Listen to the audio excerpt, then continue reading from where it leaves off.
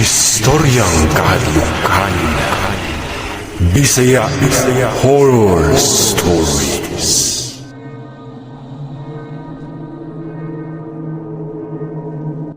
Maayong adlaw sa tanang mga nagsubay sa istoryang kahadlukan.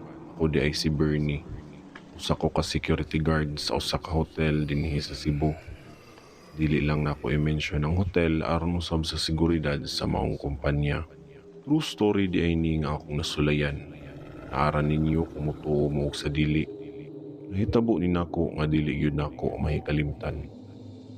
Graveyard shift ay ko nga pagka-security guard ug assign ko nga roving guard sa mga floors sa hotel. Trabaho na nako ang magsaka kanaog sa mga floors sa hotel ug sa mga hallways. Mo-check ko kung naabay kapulian o di maayo makita sa hotel nga angay i-report. Ug usa pa pod, kanang magbantay pod ko sa mga panggabiing empleyado. Kay lagi, 24/7 man ang operation sa hotel. Nagsugod ang akong kahadlukan nga experience dihang na-assign ako sa duty nga 7 PM to 7 AM nga shift. Mag-ilisay man mi og shift quarterly good.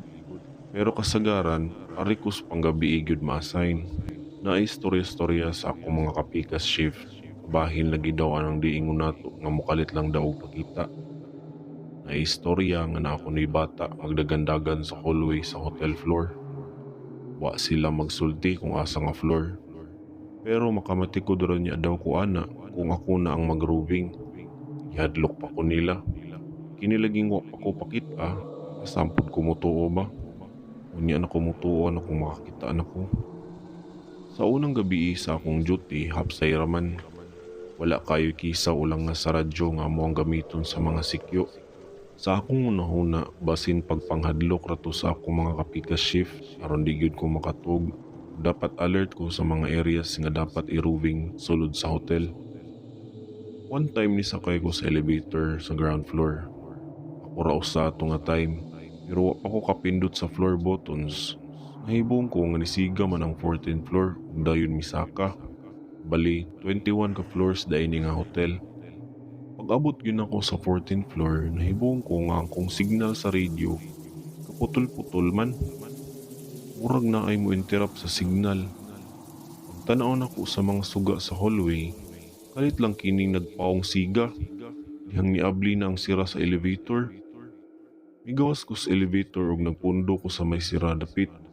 Miradyo ko sa engineering regarding sa lights kay gasigi og paong siga. Pero di gyud ko kasulod sa radio kay maputol ining istorya nako. Sige na lang og balik ang engineer para maklaro akong tingog daw sa pikas radyo. Sakalit lang namugnaw ko dihang nakakita ko itong mga aninong at tuwas sa may nga part sa hallway. Wa ko mamalik mata, anino gito sa tao, pero kalit lang kayo ug paspas rapod kayo. Gi-flashlightan pa nako aron susihon ug naambag itaw. Apan kalit lang kung nakadungog og sitsit nga murag sitsit nga dalag kasuko. Sa akong kahadlok nipindot na lang ko sa elevator aron mo sakay ko panaog. Sa akong pagpaabot sa elevator floor landing, nakadungog na pud kog na ini sitsit na sa dugbalik. Sitsit gyud sa tao pero wa may tao sa hallway. Naglok na ko mulingi ug mipiyong na lang ko. Niabot na ang elevator ug nakaginhawak og lawom tungod sa kapalba atong orasa. Human ato, i-report ko sa engineering kabahin sa suga sa 14th floor. Gisusi gyud dayon to nila. Apan wala ko mosulti sa akong nasinati didto nga floor. Damtan og 2 ka semana sukad atong naay ni sitsit. Nirubing na pud ko floor to floor sa hotel. Alas 2 ka pinato sa kadlawon sa akong pagsugod og roving.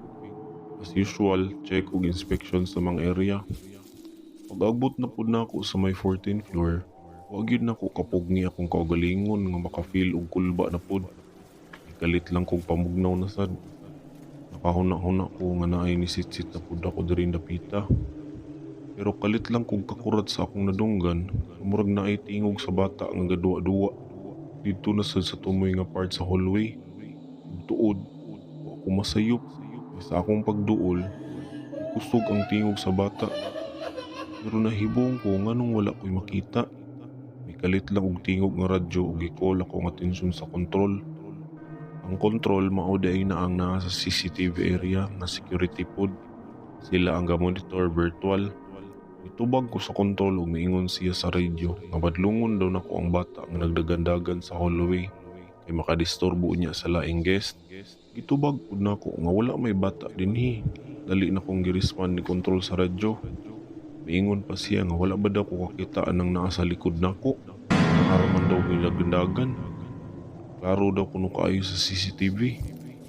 Ikalit og panglimbawt akong balhibo tungod sa gisulti sa kontrol nga sa tinuod lang. Wala man ko'y nakita bata sa ako ang likuran. Nipaspas na lang ko og lakaw pabalik sa may elevator area ug kalit lang nakadungog kog kusog nga katawa. Paglingi na ko sa tumoy nga part na sad, nakakita kog figure sa tao nga itom pero wala siyang naong. Adlok na kayo ko atong orasa. Dali-dali kog sakay sa elevator panaog. May ginhawa kog lawom aron ignaong nako.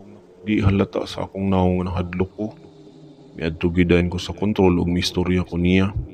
Pero sa among panagstorya, misulti ko nga katong orasa nga miradyo siya nako. Wala ko'y bata nga nakita gyud ato. Pero nahibong ko sa iyang giingon nga atang orasa, wala man daw siya magradyo nako. Kinsa man dito ang mitingog sa radyo, or mutuo ko niya. Iya pa ganing gi-review ang CCTV anang orasa. Dito, iya kong gipakita nga igo raman ko gabarog sa may hallway anang orasa. O gagunit ko sa radyo nako. Nakugang ko sa akong nakita nga ang naa sa CCTV nga makita. Dili mao ang akong gipangbuhat samtang na ako ngadto nga floor. Dakong misteryo na ako gyud ang akong mga na-experience nga kahadlok sa maong floor. Maong usahay ang 14th floor, di na lang ko mulahos og check. Flashlight ra nako ang hallway. Pero maulaging taga-check pud nako. Naagisit-sit sa tao ug lain-lain nga tingog nga akong madunggan sa dapit. Sukad ato nga ibalhin ako sa entrance sa lobby. Wala na ko maka-experience og kahadlukan. Diri na lang kutob. Salamat sa pagbasa sa akong story. More power sa Istoryang Kahadlukan YouTube channel.